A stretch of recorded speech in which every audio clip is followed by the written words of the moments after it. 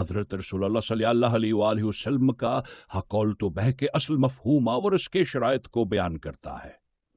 یہاں آپ صلی اللہ علیہ وآلہ وسلم نے تو بہ کرنے والے کی علامات اور ضروریات کو تفصیل سے بیان کیا ہے، جو صرف زبان سے معافی مانگنے تک محدود نہیں بلکہ ہائکم کمل تبدیلی کی طرف اشارہ کرتا ہے۔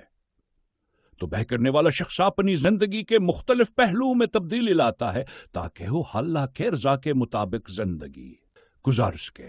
توبہ کی شرائط: ان حقداروں کو راضی کرنا۔ توبہ کرنے والا شخص صرف اللہ سے معافی نہیں مانگتا بلکہ اس کے ساتھ ساتھ دوسروں کے حقوق بھی ادا کرتا ہے۔ اگر کسی نے کسی کا حق مارا ہے، جیسے کہ قرض، غیبت یا کسی اور طریقے سے، تو اس شخص کو معاف کرنا اور اس کے ساتھ تعلقات کو درست کرنا ضروری ہے۔ عبادت میں اضافہ کرنا۔ توبہ کرنے والا شخص اپنی عبادات میں اضافہ کرتا ہے۔ یہ صرف توبہ کرنے تک محدود نہیں ہوتا بلکہ نماز، روزہ، ذکر اور دیگر عبادات کو بڑھا کر اللہ کے ساتھ اپنے تعلق کو مضبوط کرتا ہے۔ توبہ کے بعد فرد اپنے عملوں میں نیکی کی طرف بڑھتا ہے۔ لباس میں تبدیلی۔ توبہ کرنے والا شخص اپنے لباس اور ظاہری حالت میں بھی تبدیلی لاتا ہے۔ اس کا مقصد یہ ہوتا ہے کہ وہ اپنی زندگی کو بہتر بنانے اور اللہ کی رضا کے مطابق گزارے۔ لباس کی تبدیلی اس بات کا اظہار کرتی ہے کہ وہ اپنے گناہوں سے توبہ کر چکا ہے اور اپنی زندگی کو اللہ کے احکام کے مطابق ڈھالنا چاہتا ہے۔ طور طریقے میں تبدیلی۔ توبہ کا مطلب صرف لفظوں تک محدود نہیں بلکہ یہ انسان کی زندگی کے تمام طریقوں میں تبدیلی کی ضرورت ہوتی ہے۔ جو شخص توبہ کرتا ہے وہ اپنے برے عادات اور افعال کو چھوڑ دیتا ہے اور اچھے طریقوں کو اپنانا شروع کرتا ہے۔ اس کا مقصد یہ ہوتا ہے کہ اس کی زندگی میں اللہ کی رضا کی نشانی نظر آئے۔ پائے زبان کو قابو میں رکھنا۔ زبان ایک طاقتور آلہ ہے اور توبہ کرنے والے کو اپنی زبان کو قابو میں رکھنا سیکھنا پڑتا ہے۔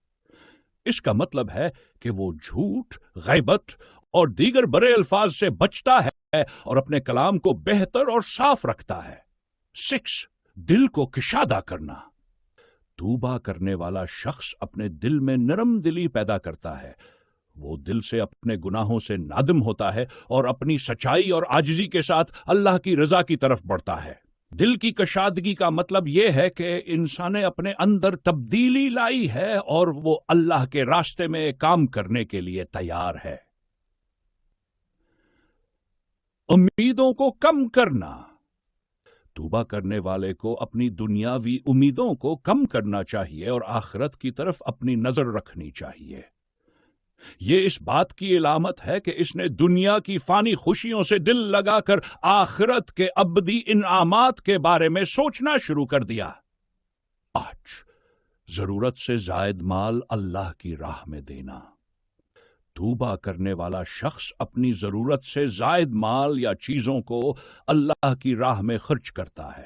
اس کا مقصد یہ ہے کہ وہ دنیا کی محبت کو دل سے نکال کر اللہ کی رضا میں مال خرچ کرے اور اس کی زندگی کو غریبوں اور محتاجوں کے لیے بہتر بنائے۔ خلاصہ: رسول اللہ صلی اللہ علیہ وآلہ وسلم کے اسکول سے یہ بات واضح ہوتی ہے کہ تو صرف زبان سے معافی مانگنے کا عمل نہیں ہے بلکہ یہ ایک مکمل تبدیلی کا عمل ہے جو انسان کی زندگی کے تمام پہلوؤں میں نظر آنا چاہیے۔ تو بہ کرنے والا شخص اپنے گناہوں سے سچن دامت محسوس کرتا ہے اور اللہ کے ذا کے راستے پر چلنے کی پوری کوشش کرتا ہے۔ اس کی زندگی میں یہ تبدیلیاں اس بات کا اشارہ ہیں کہ وہ واقعی تائب ہے اور اللہ کی ہدایت گندگی کا حصہ بنانے کے لیے تیار ہے۔